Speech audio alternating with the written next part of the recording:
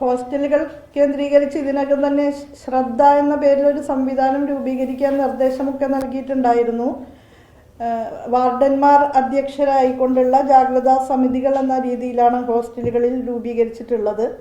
ഇപ്പോൾ ഇന്നലെ Kalamassery government polytechnic boys ഹോസ്റ്റലിൽ കുറച്ച് ലഹരി പദാർത്ഥങ്ങൾ പിടിച്ചെടുക്കുകയുണ്ടായി. അതിന് സഹായകരമായത് കോളേജ് യൂണിയനിലെ വിദ്യാർത്ഥികളും മറ്റു വിദ്യാർത്ഥികളും എല്ലാം ചേർന്നുകൊണ്ട് ഒരു പ്രത്യേക സംഘടന അവിടെ രൂപീകരിച്ചിരുന്നു. Campus against narcotics. We can എന്നാണ് ആ സംഘടനയുടെ പേര്. വി ക്യാൻ എന്നുള്ളതിൻ്റെ പൂർണ്ണ രൂപം ക്യാമ്പസ് അഗൈൻസ്റ്റ് നാർക്കോട്ടിക്സ് എന്നാണ്.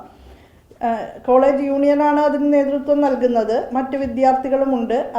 അവരുടെ സംവിധാനത്തിൻ്റെ പരിശോധനയുടെ ഭാഗമായിട്ട് അവർക്ക് ലഭ്യമായ അറിവ് അപ്പം തന്നെ സ്ഥാപന മേധാവിക്ക് കൈമാറിയതിൻ്റെ ഭാഗമായി പോലീസിലും എക്സൈസിലും അറിയിക്കുകയുണ്ടായി. പോലീസും എക്സൈസും എല്ലാം ആ സന്ദർഭത്തിൽ വിജിലൻ്റായിട്ട് അവിടെ പരിശോധന നടത്തി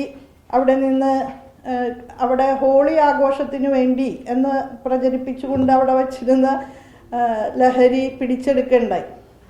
അപ്പോൾ അത് നമ്മുടെ ക്യാമ്പസ് സമൂഹത്തിലെ എല്ലാ വിദ്യാർത്ഥികളും ഈ വിഷയത്തെ സംബന്ധിച്ച് വിജിലൻ്റ് ആകുകയും കൃത്യമായ കേന്ദ്രങ്ങളിൽ വിവരം നൽകാൻ തയ്യാറാവുകയും ചെയ്താൽ വലിയ ഒരളവിൽ പരിഹരിക്കാൻ സാധിക്കും. ആസാദ് സേന രൂപീകരിച്ചത് തന്നെ ആ നിലയിൽ പിയർ എഡ്യൂക്കേഷനിലൂടെ ലഹരി പദാർത്ഥങ്ങൾ ഉപയോഗിക്കുന്നവരുടെ മാനസാന്തരം വിദ്യാർത്ഥികളിലൂടെ തന്നെ സാധിക്കണം എന്ന ഉദ്ദേശത്തോടു കൂടിയാണ്. അപ്പോൾ വിദ്യാർത്ഥികളെ ഈ ലഹരിക്കെതിരായിട്ട് ബോധവൽക്കരിക്കുന്നതോടൊപ്പം തന്നെ ഈ പ്രശ്നത്തിൽ അകപ്പെട്ടു പോയ വിദ്യാർത്ഥികളെ ഇടപെട്ട് തിരുത്താനുള്ള റെക്ടിഫയിങ് ഫോഴ്സായും നമ്മുടെ വിദ്യാർത്ഥികൾക്ക് പ്രവർത്തിക്കാനാകും എന്ന് തന്നെയാണ് അനുഭവങ്ങളിൽ നിന്ന് മനസ്സിലാക്കുന്നത്. ഇന്നലത്തെ സംഭവം തന്നെ ആ നിലയിൽ പോലീസിൽ അറിയിപ്പ് കൊടുക്കാനുള്ള ഒരു ധൈര്യം കുട്ടികൾക്കുണ്ടായത് അവിടെ 6 മാസമായിട്ട് ലഹരിയുമായി ബന്ധപ്പെട്ട ബോധവൽക്കരണ പരിപാടികൾ ക്യാമ്പസിൽ നടക്കുന്നു എന്നുള്ളതുകൊണ്ടാണ്. അപ്പോൾ ക്യാമ്പസ് മേധാവികൾക്ക് ഇത്തരം കാര്യങ്ങളെക്കുറിച്ച് സംശയമുണ്ടായതിനെ തുടർന്നാണ് 6 മാസമായിട്ട് ലഹരി വിമുക്ത പ്രവർത്തനങ്ങളെ സംബന്ധിച്ച് അതുമായി ബന്ധപ്പെട്ട വിവിധ ബോധവൽക്കരണ പരിപാടികൾ അവിടെ സംഘടിപ്പിക്കുന്നുണ്ട്. അതുമാത്രമല്ല ഒരു പ്രത്യേക പാർട്ട് ടൈം കൗൺസിലറെ ഇതുമായി ബന്ധപ്പെട്ട് അവിടെ നിയോഗിച്ചിരുന്നു ആ ക്യാമ്പസിൽ. ആ പാർട്ട് ടൈം കൗൺസിലറുടെ കൂടെ ഉപദേശങ്ങളുടെ തുടർച്ചയായിട്ടാണ് കുട്ടികൾക്ക് സോഴ്സ് ഐഡൻറ്റിഫൈ ചെയ്ത് അറിയിക്കാനുള്ള ഒരു സന്നദ്ധത കൈവരിക്കാൻ സാധിക്കുന്നത്. അതുകൊണ്ടാണ് ഇപ്പോൾ ഈ ലഹരി പദാർത്ഥങ്ങൾ പിടിച്ചെടുക്കാൻ പോലീസിന് സാധിച്ചതും ഈ ഹോസ്റ്റലിൽ ഇതുണ്ട് എന്ന് മനസ്സിലാക്കാൻ സാധിച്ചതും.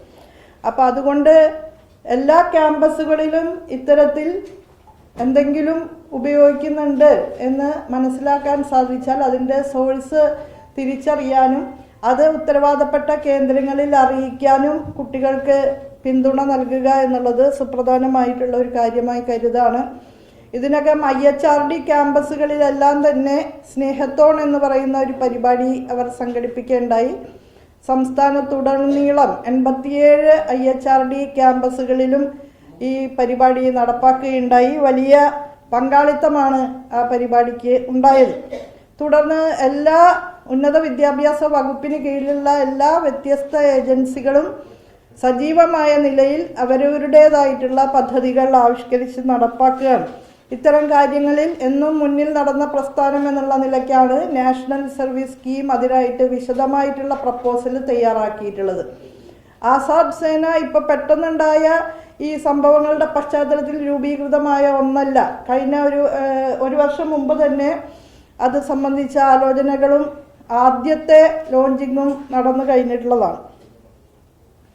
ഇപ്പോൾ ഇന്നലെ നടന്ന സംഭവത്തിൽ പ്രാഥമിക റിപ്പോർട്ട് DTE ശ്രീ ഷാലിജ് രാവിലെ തന്നെ എനിക്ക് നൽകുകയുണ്ടായി. കൂടുതൽ കാര്യങ്ങൾ വിശദമായി അന്വേഷിക്കുന്നതിന് സിറ്ററിൻ്റെ ജോയിന്റ് ഡയറക്ടർ ശ്രീമതി അനി എബ്രഹാമിനെ ചുമതലപ്പെടുത്തിയിട്ടുണ്ട്.